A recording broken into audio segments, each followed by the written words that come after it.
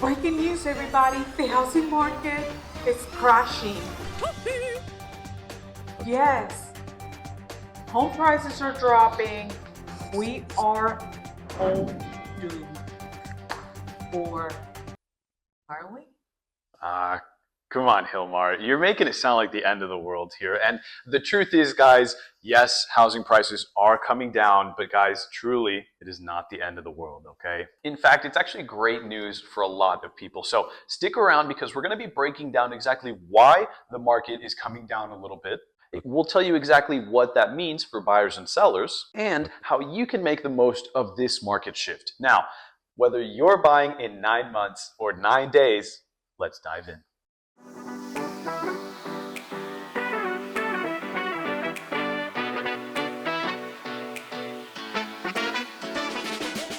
If this is your first time in the channel, subscribe below and tap the bell for notifications so you can be the first one to know about the current market in Knoxville, Tennessee. I'm Hilmer. And I'm Christian with Castillo Realty, and we get calls from people just like you every single day. So whether you're moving in 9 days or 9 months, we'd love to help you make a smooth move to Knoxville, Tennessee. Okay, let's start with a big question, Christian. Why are home prices dropping? Biggest question. Have the aliens claimed the earth as their own? Not quite, Hilmar, and let's reel things in as I like to do, okay? Let's take a little note and take things a little more seriously now. The reasoning behind it truly is just good old economics, okay? I mean, there's no like gigantic surprise. I mean, you got to think about what was happening, 2020, 2021, where there were bidding wars. There was only like a couple of weeks of inventory. So Unsustainable. Correct. It was just unsustainable things, So supply versus demand was, there was a huge demand versus very little supply. So of course, that's going to raise prices. It's not aliens. It's not, whatever XYZ might be thinking. It is truly just economics. People were throwing offers left and right without even looking at the home they were buying. Okay, they were just straight up off-site putting an offer in on a house, and like Hilmar said, that kind of thing is just unsustainable. So, as wonderful as that time was, I think I'm personally glad that we're returning back to a stabilizing market. And saying stabilizing or cooling off, we can say main reason is interest rates. That comes from the Federal Reserve trying to combat inflation. That kicks mortgage interest rates and it's higher monthly payments. I mean, it's like a domino effect when you see one thing affecting the rest of it, and the end consumer, the buyer, it's paying the high price, which means really fewer buyers can afford those crazy prices. So demand has dipped, prices are following suit. So really no aliens involved. It may feel like it, but no, it's just economics. Just boring old economics. Another factor is that inventory is starting to kind of catch up, right? Because builders are starting to actually produce more homes are hitting the market. Really, truly, it's a simple supply and demand, right? If there's more supply, there's really less demand, right? So that's exactly what's going on. Home prices are coming down because the market is just stabilizing. And it's not specifically that there is less demand. It might be the same demand. That's true. But the inventory, it's a lot higher. Right. And last thing that I want to say about this one is also that once there's more things on the market, there's going to be more options for buyers, which also means that there's going to be much less competition, which also brings down prices, right? Because you don't have people betting, like 10 people putting in offers on one home. It means more time to think. So let's talk about what does it mean for sellers. Well, if you're a seller right now, you might be panicking, thinking, oh no, my house isn't worth what it used to be. Just take a deep breath. It's not that bad. For example, if you bought a house in 2021 for $200,000 and in say June of 2024, your home was worth $375,000, but you are going to be selling now this spring, and because prices have come down, And of course, prices are stabilizing. Now iPool comes and your home looks like it's about 350. Well, and then I have so many sellers freaking out. Oh my gosh, it's not worth what it used to. Well, it's you're still getting $150,000 Right. in equity that you gained in the last 3 years. Right. That if we look years past, that has never happened in history, we Sure. can say. Sure. So you're still getting a great amount of equity. You just have to adapt again to the actual market. So let's forget about the Hunger Game days of real estate. Let's come back to 2018, 2019. Let's remember that years before the pandemic, and everybody will be fine.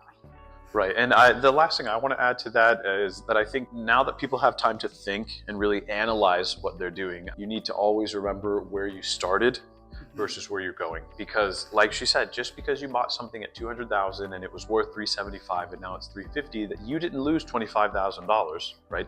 You still gained, like she said, $150,000. So just, keep that in mind. Just, it's not the end of the world. Price drops are not the end of the world. So you're probably thinking of, at this time in the video, like, what's the takeaway, right? What's going on? What's happening? What's the point of all this? Well, you got to think of it this way. Just because the prices are dropping, it's not the end of the world, because that truly does mean that we're coming back to a normalized, controlled, and stabilized market. It's not all doom and gloom, as I like to say. Okay, things are just getting back to where they should have been prior to the pandemic. And I like the word that you use, controlled. Sure. We really needed that for the real estate market. Exactly, Hilmar. And first off, let's put things into perspective as well, right? If you purchased a home 3, 4, 5 years ago, even with any sort of recent price drops, you're probably still like significantly in the green when it comes to a profit on the home that you purchased. Because I'm certain a home that you purchased for $200,000 maybe 4 or 5 years ago is probably $250,000 now, and that would be a $10,000 appreciation every year. That was just $10,000 that you made for doing absolutely nothing. So, take it easy, keep yourself in perspective, and remember when you bought it versus when you're going to sell it. And here's the thing, pricing your home correctly today, it's more important than ever. Gone are the days of just throwing a number, listing it on the MLS, and there you got 10 offers, and even with a crazy number, you still got above asking price on your sale. So really, sellers need to be working with experienced agents. You got that? So you are successful in your sale and you still get the most out of your house. The most money, I will say. And Hilmar, let's not forget that even in a slow market, a well-staged and well-marketed house will still sell significantly faster than anything that is not staged or not well-marketed. The key is making your home stand out versus all the others, and that's where Hilmar and I come into play to really, really make your house shine bright like a diamond. Thank you, Rihanna. So with our combined real estate experience, we make selling your home a smooth sailing experience. Now, let's talk about buyers. What does it mean for buyers? Well, my buyer friends, this is your time to shine. And seriously talking, it has been really, really rough for buyers in the past few years. Having to waive inspection, compete with 20 other offers. It was like a Hunger Games episode every day in real estate. And even when you think it was fun for real estate agents, it wasn't either, because it was a lot of stress to help your buyer, desperate buyer, to get that particular home, because there were no kidding, 20 buyers per home. That's how low the inventory was. So it was pre-written offers to be just signed at the time of the showing, leaving the showing, signing the offer, so you can have a chance to be entered in that in the pile of offers. So I think it's a good time for buyers right now. You have time to think. There was even homes were 15-minute showings. Right. Because they were Right. expected to be 100 showings in one day. There were lines of cars sometimes in the Oh, yeah. streets. waiting, people in line to go see the home. I mean, it was really, really stressful. It wasn't that fun. It was for real Hunger Games scene every day. Yeah, no, I remember I bought my house around that time. I'm pretty sure I bought Yes. my house in 21, I think. And I think it was what, 11 people had offered on the house that I ended up buying. So, I mean, yeah, it was, and that was, I think, probably the 9th or 10th home that we had taken a look at. Yes, exactly. And And it was, I think, like 10,000 over it was asking. 10. Yep. Waiving inspection, waiving appraisal. I mean, it was a lot of waiving that, of course, I don't think anybody's upside down No, I when don't they think so. bought, unless you paid like $100,000 over asking. Sure. And I had a client who put 60,000 over. Right now, still the property, hits value and everything Right. is just fine. But at that time, nobody knew where we were heading. So yeah, that is pretty crazy to put in a significant amount like that, not to know where we're headed. They got lucky, truly, and I guess if you really analyze the situation, there's no way you could have really lost too much money on that, considering like exactly what was going on. But I am just personally happy, and this is like, put my real estate aside, I'm personally happy that we are stabilizing into a market again, because I mean, truly, that was quite a stressful couple of years, I'll be honest.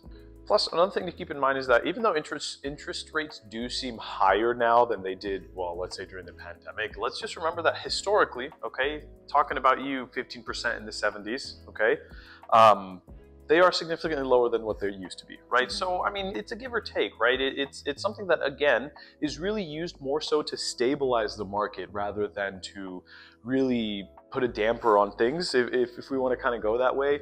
And we totally understand that, like you have mentioned before, it's not the same as interest rates were back in the days, 12% in a home that it was $100,000, than it is 8 and 9% in a home that today is $600,000.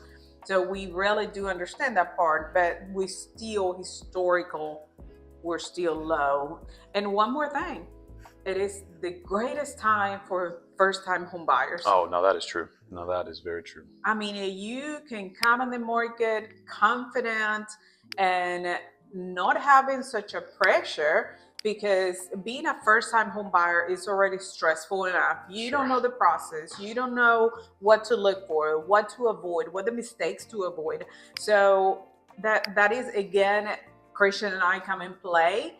But at the end of the day, even though with good representation, you're still going to feel more confident coming into the market today than you did maybe in 2021 when you were outbeat, by everybody else. Sure. Because you were a first-time home buyer where you were so scared, you didn't have the money to outbid an appraisal guy. But so many details that today you will not have, and you will have like the first-time home buyer incentives, FHA loans. I mean, everything will be much, let's say not easier, but much friendlier environment. Well, I mean, I'll say it's easier. As somebody who purchased in 2020, and that was my first home, in 2021, excuse me, and that was my first home, I would say that it's easier now because, like you mentioned earlier, people have time. People have time to analyze exactly what they're getting into and what they're doing, and kind of the responsibility that they're taking on for owning a home. Because it's really not just I pay my rent or my mortgage and then that's it. That's what I thought going in, and I learned very quickly that it's not. So again, I think as we're saying, it is a great time for a first-time homebuyer to come into play because, like you said, there are first-time homebuyer programs. FHA has plenty of first-time homebuyer programs as well. Just make sure to talk to your lender about it. I have lending experience, so I can happily talk to you about those kinds of things as well. And last thing I want to say about that is that there's also, you have the upper hand whenever you're purchasing your home because you can ask the seller to give you some money for your closing costs, or just, again, something that makes it much easier for you as a first-time home buyer versus anything else. And let's not forget this. Lower prices mean more affordability, especially for first-time home buyers. It is your time to put the foot in the door, like literally. And sellers, remember something. When you buy your home, you are also going to benefit in the other side. And again, we said it a few minutes ago, you're not losing anything. Your home is just not going down the drain, you're still having a great amount of equity. So take that and take advantage of the other side of the business when you're buying again. So at the end of the day, the market is not crashing. It's just correcting, okay? And corrections are healthy and we really need it. If you first-time home buyer are listening to me, you will agree that you needed this. That's all. No crash, no 2007, 8, and 9. We're just stabilizing the market, correcting the market. And you know, one of the things that a lot of people don't talk about is a lot of people say, oh, the market did crash in 2008, XYZ, but a lot of people don't necessarily know why. If you want to hear about it, leave us a comment below. Yeah, you know what? We can Honestly, yeah, we'll make a video about that. Leave us a comment below if you guys want to know exactly what happened with the 2008 market crash. We'll make a pretty nice video about that. Leave us some comments down below and we'll get that to you guys. So whether you're buying, whether you're selling, or whether you're kind of just wanting to know what's going on, please always talk to a professional, which is why we're here available for you guys. So please, if you want, book a Zoom meeting with us in the description below. We have plenty of ways to get in contact with us. We have our phone numbers, we have our emails, text us, call us. We're here to help you guys out in whatever way we can. Well, if you did like the video, if you think somebody can benefit from this information, go ahead and share it. Go ahead and like it, comment to us, and we'll make sure to get back to you ASAP. That wasn't too bad, huh? That was a good one. I liked it. Was I over dramatic with the, oh my gosh. You over dramatic? No. Ba, ba, ba, ba, ba, ba, ba. Shine bright like a diamond. Let's see. Okay. Yeah. I love it. I love it. I love it.